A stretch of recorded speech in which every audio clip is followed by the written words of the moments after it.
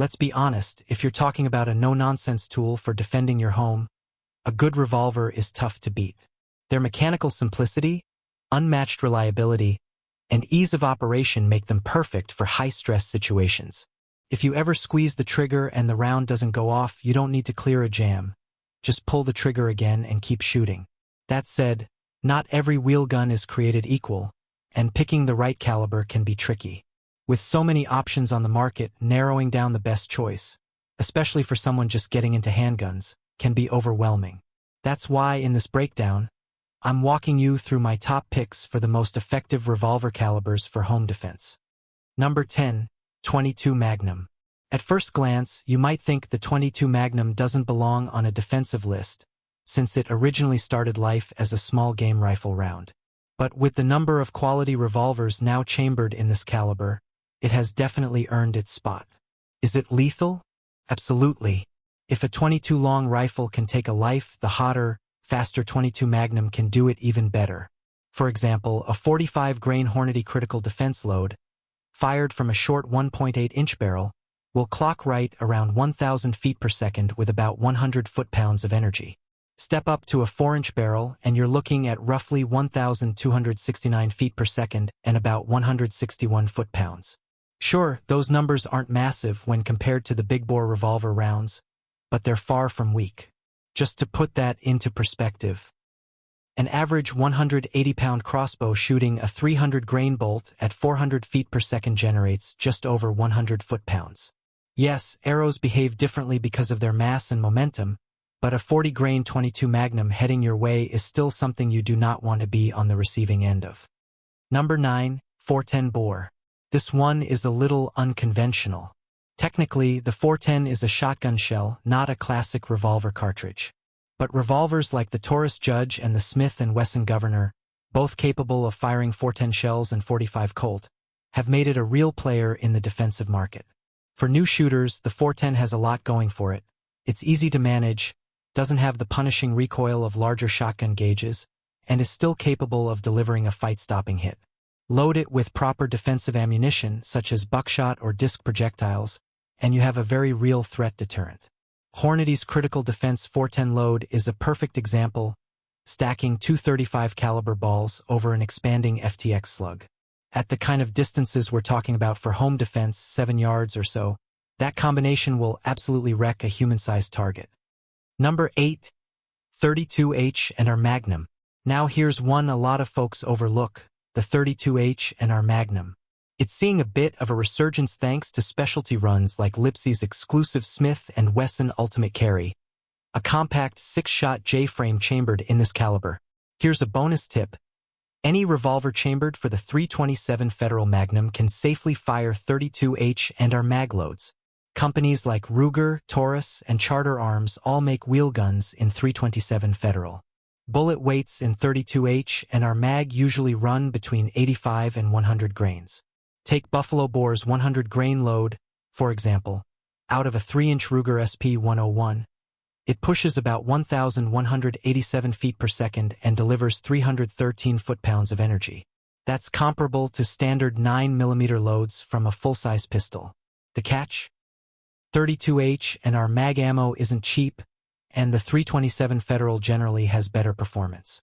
But the lighter recoil makes it an outstanding choice for shooters with sensitive hands, seniors, or anyone who values control over raw power. Number 7. 38 Special. Even though fewer manufacturers are cranking out brand new 38 Special revolvers these days, the round still holds a special place for a lot of shooters. A big reason is the legendary FBI load, introduced back in 1972. A hotter 38 Special Plus P round loaded with a 158-grain lead semi-wad cutter hollow point. It was designed to expand reliably even at the lower velocities you get from snub-nosed revolvers. And even if expansion didn't happen, the sharp shoulder of the wad cutter cut a wide, nasty wound path. This load built a strong reputation in real-world defensive shootings, especially from 2 to 4-inch barrels. Later, law enforcement agencies wanted even more punch, which led to Plus P Plus variants from Winchester and Federal, loads intended for beefy revolvers built on frames strong enough to take the extra pressure, like those chambered in .35-7 Magnum. These days, civilians can buy high-performance .38 loads that rival or beat many modern 9mm defensive rounds. Buffalo Bore's modern take on the FBI load, for example, will send a 158-grain LSWCHP screaming out of a 4-inch Smith & Wesson mountain gun at 1,162 feet per second, producing 474 foot-pounds of energy. Serious performance in a classic package. Number 6. 327 Federal Magnum. The 327 Federal Magnum was Federal Premium's answer for shooters wanting full Magnum punch in a more compact package. It's essentially a beefed-up evolution of the 32 H&R Magnum, but with a stretched case, reinforced brass walls, and a strengthened head design to safely handle pressures up to 45,000 pounds per square inch, more than double the limit of its predecessor. The end result is a cartridge that comes close to matching the performance of the legendary 357 Magnum, yet produces noticeably less recoil and offers more capacity. Revolvers chambered in 327 typically pack 6 rounds into a compact frame, compared to only 5 in most 357 wheelguns. Performance is no slouch. Federal's 100-grain jacketed soft point leaves a 4.2-inch barrel at roughly 1,500 feet per second, hitting with about 500 foot-pounds of energy. Push it further with American Eagle's JSP load, and you can see around 1,551 feet per second and 534 foot-pounds. That's Magnum-grade power from a small-bore revolver, perfect for anyone who wants big stopping ability in a lighter, more controllable platform. Number 5. 44 Special. The 44 Special has long been appreciated for its easy handling recoil and solid ballistic performance, making it a perfect middle ground between the stout Magnums and milder defensive revolver rounds. While it often lives in the shadow of the 44 Magnum, the Special holds its own, especially with modern defensive ammunition. Hornady's critical defense load, a 165-grain FTX, pushes about 980 feet per second from a 4-inch barrel, producing 351 foot-pounds of energy while staying smooth in the hand. Federal's 200-grain semi-wad cutter hollow point clocks 870 feet per second for 336 foot-pounds, a well-balanced mix of expansion and penetration. For those wanting extra punch, Buffalo Bore's 190-grain lead semi-wad cutter hollow point runs at 1,100 feet per second, delivering a hard-hitting 510 foot-pounds, right up there with full-power 10mm auto loads from duty pistols. For shooters who need serious stopping strength without the wrist-snapping kick of a true Magnum, the 44 Special is a smart and proven choice. Number 4. 357 Magnum. Few handgun cartridges have the pedigree and reputation of the 357 Magnum. Developed in the 1930s with help from iconic figures like Elmer Keith, it was born by pushing the 38 Special beyond its limits, made possible by the heavy-framed revolvers of the day, such as the Smith & Wesson 38/44 Outdoorsman. To this day, the 357 remains a gold standard for home defense, offering both devastating stopping power and a wide variety of load options. Take Corbin's 125-grain jacketed hollow point, for example. It blasts from a 4-inch Smith & Wesson 686 at about 1,496 feet per second, generating 621 foot-pounds of energy. Federal's version runs at 1,551 feet per second with 634 foot-pounds on tap. On top of that, most 357 revolvers can also chamber 38 Special and 38 Special Plus P, giving shooters extra versatility. Whether it's for home defense, range work, or a walk in the backcountry, the 357 Magnum remains one of the most adaptable and effective revolver rounds ever created. Number 3. 41 Magnum. Introduced in the early 1960s, the 41 Magnum was designed to fill the performance gap between the 357 and 44 Magnums.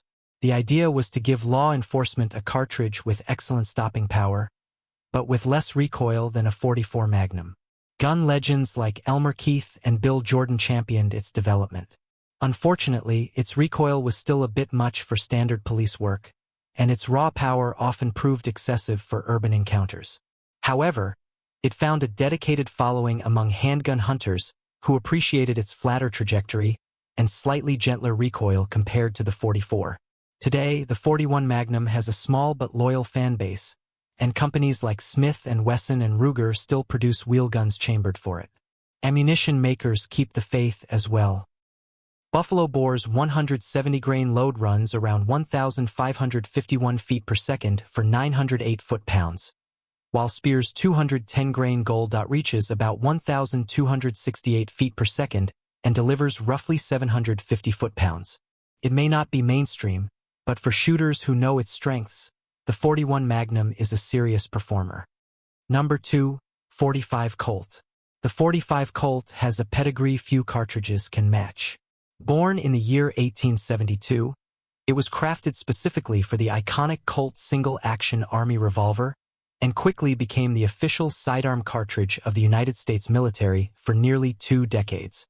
In its early black powder days, it pushed 255 grain slugs to roughly 910 feet per second, an impressive punch that, for many soldiers, was more than they could comfortably manage. Fast forward to today, and the .45 Colt is enjoying a strong revival. Handloaders love it, wheelgun shooters swear by it, and its versatility is unmatched. You can find everything from light cowboy action loads for casual plinking to heavy +P hunting rounds that pack serious authority. Take Corbin's DPX 225 grain load, running about 1,210 feet per second with 732 foot-pounds of energy.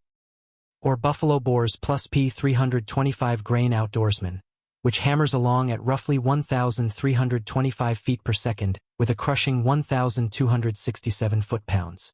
That's enough to handle large game without breaking a sweat. And if you own a wheelgun chambered for .45 Casull or .460 Smith & Wesson Magnum, you can still safely run .45 Colt through it. Few revolver cartridges can match its adaptability, making it equally at home for personal defense or serious hunting. Number 1. .44 Magnum. When it comes to revolver cartridges with legendary status, the .44 Magnum sits at the top of the mountain.